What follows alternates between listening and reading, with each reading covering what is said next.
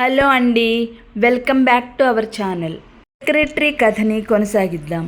నిన్న జరిగిన కథలో ప్రకాశం రాజశేఖరానికి ఫోన్ చేసి జయంతి నేను పోలీస్ స్టేషన్లో ఉన్నామని చెప్తాడు. రాజశేఖరాన్ని చూసి జయంతి కంగారు పడుతుంది. జయంతిని రాజశేఖరం ఇంటి దగ్గర కారులో డ్రాప్ చేస్తాడు. జయంతి ఇంటి గుమ్మం దగ్గరికి చేరుకున్న తర్వాత రాజశేఖర్ వెళ్ళిపోయాడు. ఎక్కడికి వెళ్ళావి ఇంతసేపు అని బామ్మ అడిగింది. నేను సునంద సినిమాకు వెళ్ళామని అబద్ధం చెప్తుంది. అబద్ధాలు ఎప్పుడు నేర్చుకున్నావు? సునంద ఇప్పటి వరకు మన ఇంటి దగ్గరే కూర్చొని వెళ్ళింది అని చెప్తుంది. జయంతి గతుక్కుమంది. ఇంతవరకు నిన్న జరిగింది. ఈరోజు ఏం చెప్తుంది తను? ఆడిన అబద్ధం అతకలేదు. చెప్పుకోవడానికి ఏం సంజాయిషి కూడా దొరకడం లేదు. జయ ఏదైనా తప్పు చేస్తే దాన్ని బయట పెట్టుకోవడానికి భయపడ్డప్పుడు అబద్ధం ఆడాల్సి వస్తుంది. నువ్వు ఇప్పుడేం తప్పు చేశావు? నిజంగా చెప్పు అన్నారావిడ మనవరాలి వంక నిశితంగా చూస్తూ. బామ్మ, జయంతి గబాలను వచ్చి ఆవిడ్ని చుట్టుకుంది. బామ్మ, నీతో ఎప్పుడూ అబద్ధం ఆడలేదు.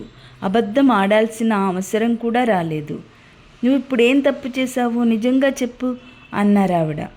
అప్పుడు జయంతి పిక్నిక్ సంగతి చెప్పింది. కారు యాక్సిడెంట్కి బదులు ట్రబుల్ ఇచ్చిందని చెప్పింది. బామ్మగారేమీ అనలేదు. మనవరాలి తల నిమురుతూ, జయ, మనకి ఉద్యోగాలు బయట తిరగడాలు సరిపోవు. నువ్వు త్వరలో ఉద్యోగం మానేస్తే నాకు మనశ్శాంతిగా ఉంటుంది తల్లి అంది. జయంతి మెల్లగా ఆవిడ చేతుల్ని తప్పించుకుని బట్టలు మార్చుకోవడానికి వెళ్ళిపోయింది. తర్వాత ఆవిడ నోటి నుంచి రాబోయే మాటలు తెలుసున్నవే. అవే వచ్చాయి కూడా. నిన్నో ఇంటిదాన్ని చేస్తేనే మర్చిపోయానే. రేపు శ్యామలమ్మ గారి అక్క కొడుకు వస్తున్నట్ట.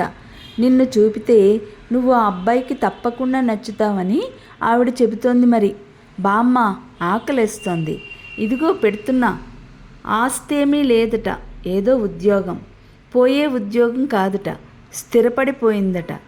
బామ్మగారి మాటలు వింటూనే పరధ్యాసగా ఆలోచిస్తున్న జయంతి అలవాటుగా మంచం మీద పడుకుని నిద్రపోయింది.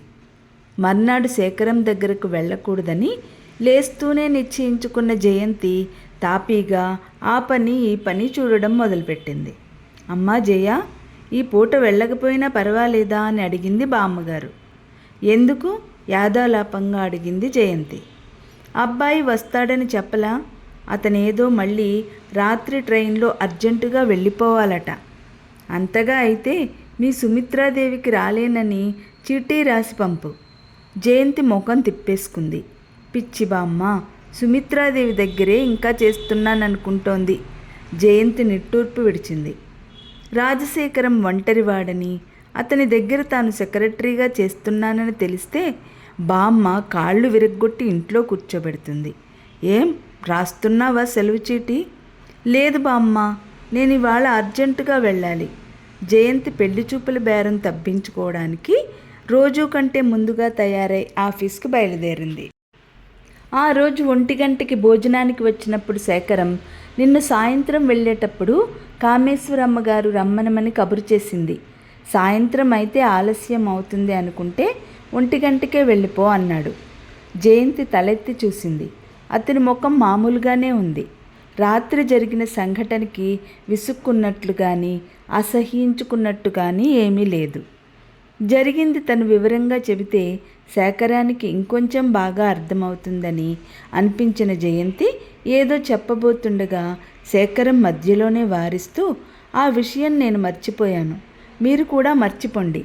అందరి జీవితాల్లోనూ ఏదో ఒకటి జరుగుతూనే ఉంటుంది. కాకపోతే ఆ జరిగింది ఎదుటి వాళ్ళ జీవితానికి ముడిపడితే బాధ అనిపిస్తుంది. ఇప్పటి వరకు మీరు నా సెక్రటరీగా చేస్తున్నారని చాలామందికి తెలీదు అన్నాడు.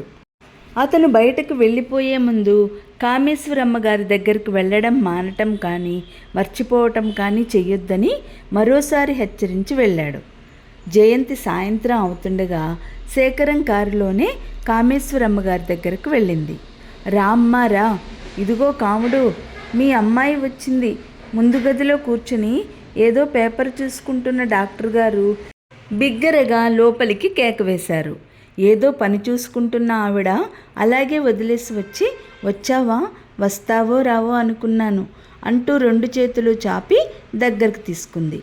ఆవిడ కబురు చేసిన అసలు విషయం రేపు గీత పుట్టినరోజుట. సునంద, జయంతి తప్పకుండా ఇంటికి భోజనానికి రావాలిట. ఇప్పుడు జయంతితో పాటు తను కూడా స్వయంగా వచ్చి సునందని, జయంతి బామ్మని పిలుస్తానంది. వద్దండి, మీకు శ్రమ దేనికి? రేపు నేను సునంద తప్పకుండా వస్తాం. బామ్మ గుండెదడ మనిషి, ఎక్కడికి రాదు. మరోసారి ఎప్పుడైనా మిమ్మల్ని మా ఇంటికి తీసుకువెడతాను అంది జయంతి. ఇప్పుడు ఈవిడ ఇంటికి వస్తే భోజనం దేవుడెరుగు. బామ్మకి తన వనితా విహార్ ఉద్యోగం వదిలేసి శేఖరం దగ్గర చేరినట్లు తెలుస్తుంది. మర్నాడు సునంద, జయంతితో పాటు శేఖరం కూడా భోజనానికి వచ్చాడు. కానీ అతను ఎక్కువసేపు ఉండలేదు. వచ్చిన అరగంటకే వెళ్ళిపోయాడు. వెళ్ళబోయే ముందు జేబులో నుంచి కార్డు తీసి కామేశ్వరమ్మ గారి చేతికిస్తూ, సాయంత్రం 5 గంటలకి కారు పంపుతాను. రవీంద్ర భారతిలో సోవియట్ బాలే ఉంది. మీరు నలుగురు రండి అని వెళ్ళిపోయాడు.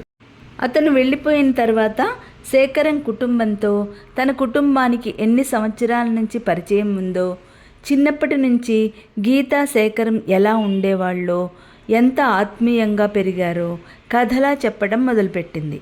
పైకి కనిపించకపోయినా గీత మరణంతో శేఖరం కూడా చాలా దెబ్బతిన్నాడని, అతని హృదయంలో కూడా చాలా వెలితి ఏర్పడిందని, మునుపటంతటి ఉత్సాహం లేడని ఆవిడ చెప్తుంటే జయంతి, సునంద వింటూ కూర్చుండిపోయారు. సాయంత్రం శేఖరం చెప్పినట్టే అందరూ రవీంద్ర భారతికి వెళ్ళారు. వాళ్ళు వెళ్ళి కూర్చున్న తర్వాత శేఖరం ఎప్పుడో వచ్చాడు. వెంట 4-5 ఉన్నారు. బాలే అయిపోగానే బయటికి వస్తుండగా కలిసిన శేఖరం ఒక్క క్షణం జయంతి వాళ్ళ దగ్గర ఆగి, జయంతి, రేపు నువ్వు రాకు, సాయంత్రం 5 గంటలకి రా, గోకుల్ విహార్లో వీళ్ళకి పార్టీ ఉంది అని మరో మాటకి అవకాశం ఇవ్వకుండా వెళ్ళిపోయాడు. వచ్చేస్తుండగా అతని కారు మనకిచ్చేశాడు, ఇంటికి ఎలా వెళ్తాడు అంది సునంద. కార్లకేం కొదవా, ఎవరో ఒకరు డ్రాప్ చేసేస్తారు అన్నారు కామేశ్వరమ్మ గారు. మిమ్మల్ని దించేసిన తర్వాత క్లబ్కి తీసుకురమ్మన్నారు కారుని అన్నాడు డ్రైవర్. మర్నాడు సాయంత్రం జయంతి శేఖరం చెప్పినట్టే ఉదయం రాకుండా సాయంత్రం వచ్చింది. జయంతి వచ్చేసరికి ముందు హాల్లో శేఖరంతో పాటు కామేశ్వరమ్మ గారు, సుబ్రహ్మణ్యం గారు కూడా కూర్చుని ఉన్నారు. వాళ్ళిద్దరూ జయంతిని చూస్తూనే మొహాల నిండా ఆదరణ నింపుకొని రా రా అని ఆహ్వానించారు. మధ్య సోఫాలో అంతవరకు ఏదో మాట్లాడి అలసిపోయినట్టు వెనక్కి జారగిలబడి కూర్చున్న శేఖరం అలాగే కూర్చుని క్షణంసేపు నిశితంగా జయంతిని పరిశీలించి ఆ వెంటనే విసుగ్గా కనుబొమ్మలు ముడుస్తూ, నీకా చీర తప్ప ఇంకోటి లేనట్టుందే అన్నాడు. డాక్టర్ దంపతుల్ని చూస్తూనే వికసించిన మొహంతో కామేశ్వరమ్మ గారి వైపు వస్తున్న జయంతి మధ్యలోనే ఆగి శేఖరం అంటున్నదేమిటో అర్థం కానట్టు నిర్ఘాంతపోయి చూడసాగింది. తరువాత కథ రేపటి వీడియోలో తెలుసుకుందాం.